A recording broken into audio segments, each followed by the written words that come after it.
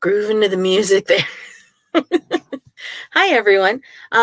So the big news today is that I completed earlier this week the final edit of second to last edit of the Van Life Cookbook. I still have to go through the galley copy when I get it, but of course that's a given. But yeah, the whole thing is off to the typesetter and is currently in production. So hopefully in the next week or so, I will be able to send off to, Amazon the final copy. I'm hoping by end of next week. That's my current goal. So yay. I am coming to you today live from my brand new computer. I just want to say, call out to Bill D for providing me with this amazing piece of equipment. My Chromebook, my previous Chromebook was really, it was turning into a brick after opening more than one web page at a time. And it was taking literally more than 1 minute to load every time I changed a page. It wasn't caching. I had reset it and done all the things and I still couldn't get it working. It was 7.5 years old. So yeah, it was a little on the broken side. And then this beautiful Samsung Chromebook just arrived in my name and I'm like, oh my God, hubby, thank you so much. He's like, I didn't give it to you. So yeah. So thank you, Bill. Thank you. I could keep writing and working because so much of my work is done on the computer. All of the editing that I do for pay, all of my writing, all of my editing, blogging, the things that pretty much everything I do to make money is done online.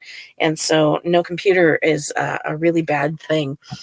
We had a stopgap figured out if I went downstairs onto the kids' like 10 or 11-year-old really crappy computer, which would have kind of allowed me to limp along and do the basics. But that was a worse option than trying to work through the bricking of my other Chromebooks. So yeah, I'm really pleased with this. It's so nice to have a new computer. It's unbelievable. Anyway, thank you, Bill. Yeah. So I'm really excited about the Van Life Cookbook, and I need to get to work on the clay cookbook. I'm hoping that I will have it out for New Hampshire Ren. Knock on wood. It's a tiny book, so I don't know. I might be able to get it done in time. We'll have to see on that. I'm not sure. Anyway, I did not get in here to do my video last week. Yeah. I missed a week because literally last week I was in the throes of finishing the book and there was no way I was going to stop. And since then I have been non-stop. It's been crazy. So yeah, just so as you know, I actually have... let me pull up my website here. By the way, I really like this new Chromebook because it has a nicer image. Wow. It's the screen is almost twice the size of my old screen. It's insane. I love it.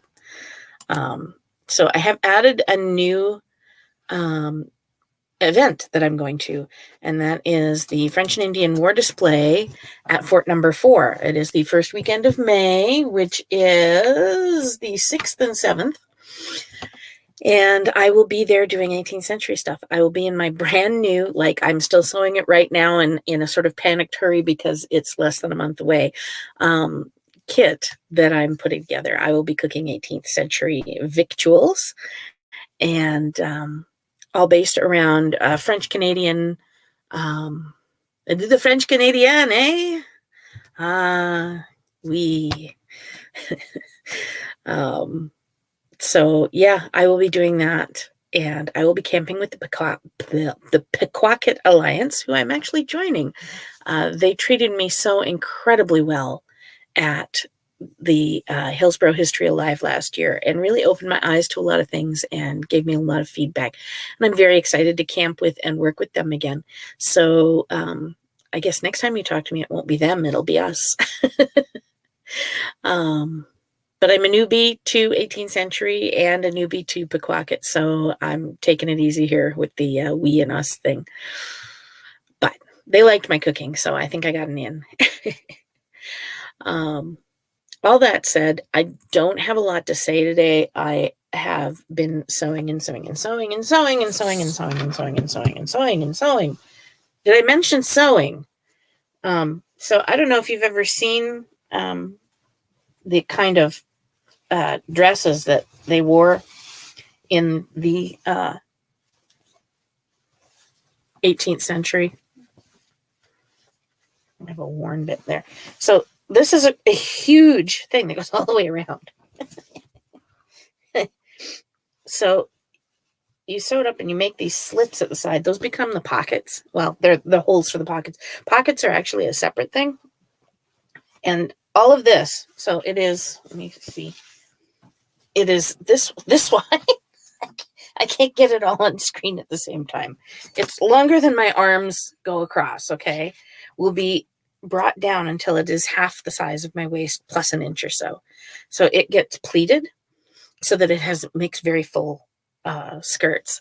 And I decided to go with something really big. I have these lovely brown worn cotton. They used to be sheets, actually. And so they ended up with a hole in them, but the place where the hole was didn't interfere with me making a skirt out of it. So I am rapidly sewing that all up and turning it into a lovely skirt. So I have all these incredible box pleats to do. So you start, the front is done like, so if this is the front of the skirt, let's see if I can do it against my shirt here. You have to do the front gets pleated like this. So let's see if I can see so you can see. So it gets a box and then you pleat out from there. So there's a front panel in the front, and in the back it's done in reverse. So that basically you have that front. In the 18th century, you wanted your front from here on down was just sort of a straight line and your butt stuck out. And so you would make a false bum. I, again, as always, play a worker class, so I won't be doing that. But at some point, I might actually give my all at trying to make myself a corset. I have plans for it, so knock on wood, maybe we'll get that done. But it sure isn't happening in time for going to Fort Number 4 the first weekend of May. That said, I will be there stayless, which is appropriate. The French Canadian women didn't wear stays a ton. They would have worn it to like church and things like that, but not when you were working, because you can't bend over and do a lot of the work. You can't farm while wearing stays, for instance, because you can't bend. You can't even put on and take off your own shoes. That's why we have these rules. Ladies say boots before corset every time. So yeah. So anyway, I'm doing all that, and I'm actually making this skirt with a very full, like a 5 or 6 inch hem all the way around, so that if I do decide to make a false bottom or a bum roll, kind of like you see in Outlander, I can let the hem out and down so that the dress will go right all the way around. But yeah, that's where I'm at. So I'm also exhausted because I have worked my butt off, and then I needed to be outside. I have been in such a funk between finishing the cookbook and all of the editing and all of the stuff and the computer problems I was having and the dark dismalness of the end of winter. We had those first couple of days of sun and warm this week, and I just went outside. I worked myself to the point of exhaustion. My entire body hurts. I'm having knee spasms, and I don't care. I mean, it hurts, but I don't care. I needed to be outdoors. I needed to have sun and warm on my skin. And look, you can see my skin. That's because it's warm enough that I'm not in 18 frickin' layers of clothes. of course, 3 weeks, when it's really, really hot, probably, 80, 90 degrees if things go as they usually do, I will then be in more clothes than I was in the winter. But that's besides the point. Right now. Anyway, I'm feeling much better. For anybody who's going through the seasonal ups and downs, hold on. Sorry, it does get better. And then finally, I just wanted to know if people are actually watching this. And the reason I'm putting this at the end is that I wanted to know if people are watching it to the end. Because if people aren't watching it, maybe it's time to dial this one back and just do like a once a month update, and then stick with TikTok and just do my author life series. In case any of you didn't know, I have a TikTok page, group, video. I don't know. I'm on TikTok, and I do little 3-minute videos of me talking about a day in the life of an author and other stuff. I don't do politics. Even though I have strong feelings on politics, I don't mix politics and writing, because it's just not cool. So anyway, I love you guys. I hope I see some of you either at Fort Number 4, or at New Hampshire Ren. I mean, really, I would love to see you. And if you would like to volunteer at New Hampshire Ren, please contact me, or you can contact New Hampshire Ren directly through the website. So please do. We're always looking for help. We need help from people like you to make the fair good for everyone. So thank you very much, guys, and have yourself a fantastic week. And hopefully, if all goes well, you will see me next Wednesday. Bye.